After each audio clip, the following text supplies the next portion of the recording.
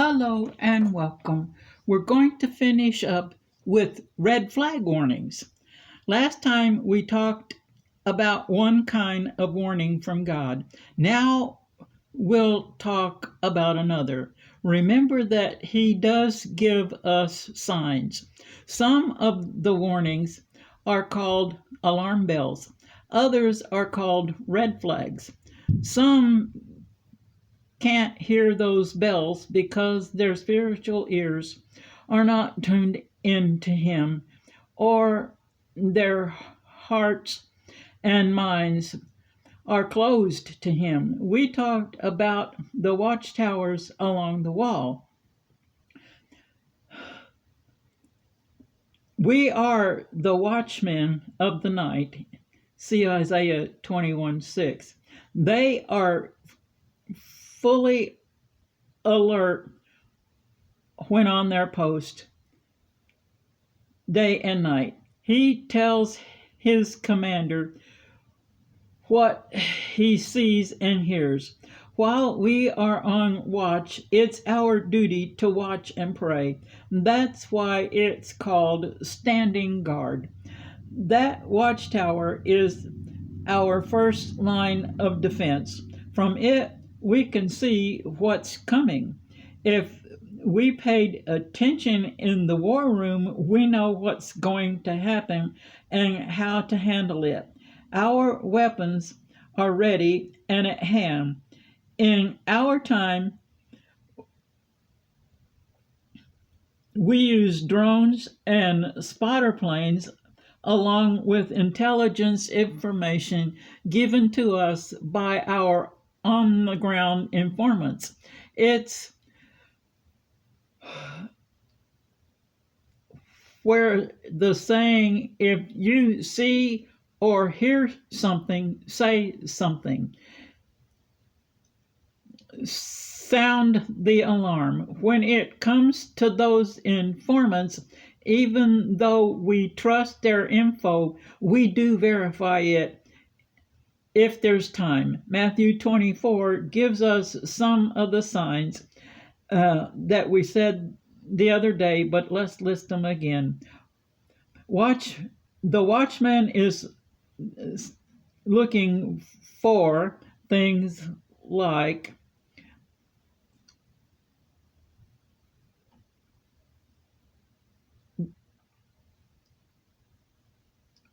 war is the first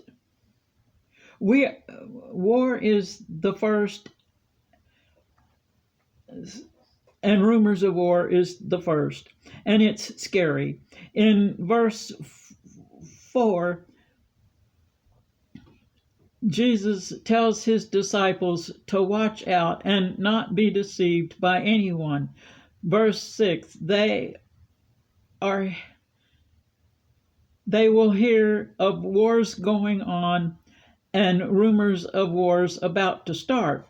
Sound familiar? Verse 8 is why there's nations will rise up against nations. There will be famines, earthquakes, tsunamis, hurricanes, tornadoes, strange viruses, all kinds of violence, persecutions of believers who will be hated by all nations because of their beliefs. Many will turn away from their faith. They will betray and hate each other. There will be false prophets and teachers. Evil will increase and get stronger. The love of God will grow cold in many. Then verse 12 has some good news. If we stand firm to the end, then we will be saved. The word will be preached to the whole world as a testimony to all nations. That's what our missionaries are doing. Verse 15, there will be abominations in the holy place that will bring desolation. Daniel 9:27, 11:31, and 12:11. There will be much distress. Verse 22 of Matthew 24 tells us God will cut short those days so that the elect can survive. Verse 24, there will be false prophets that can perform signs and wonders to deceive even the elect. That's why Jesus told them and us to ahead of time. Verse 29, then the sun will go dark, so will the moon, stars will fall out of the sky, the heavens will be shaken, then Jesus will appear, and nations of the earth will mourn. Why? Because they will not be ready to go with him. Why? Because of their stubborn doubt and unbelief. Then at the sound of the shofar, the angels will come to gather the elect from the four corners of the earth. Verse 33. When you see all these things, know that the end is near. Verse 35. Heaven and earth will all pass away, but the words Jesus tells us never will. Verse 42 says, keep watching. Why? Because only God knows the exact day and hour when his Son will return. We are to be ready at all times. We are not to worry or be afraid of these signs. He wants us to be aware and alert. There will be divisions in families and churches.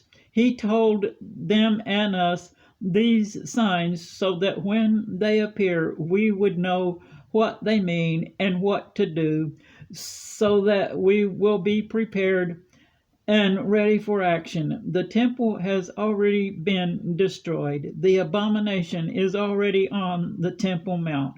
False prophets and teachers are on the scene. 1 John 2:18. The Antichrist will come. Verse 22, and he denies the Father. 2 John 7, he is a deceiver. We are told what he looks like. Know this, he is waiting behind the scenes, ready to appear. We also know what's waiting for him, his false prophets and his followers, when their evil work is finished. God gave us these warning signs because he loves us. The saying is true, those who are forewarned are forearmed. We are hearing those alarm bells and seeing those red flags waving everywhere. The time is near, closer than we think. So keep spending time in your war room, preparing, for the end is in sight, and so is the victory. These warnings began in earnest and intensity May 14, 1948, when Israel became a nation once again. So, like Pastor Sweet Aunt says, we need to be prayed up, paid up, and ready to go up. And she's right. So, be forewarned. Notice those red flag warnings and be ready. You may send your prayer request to answerstwo@gmail.com.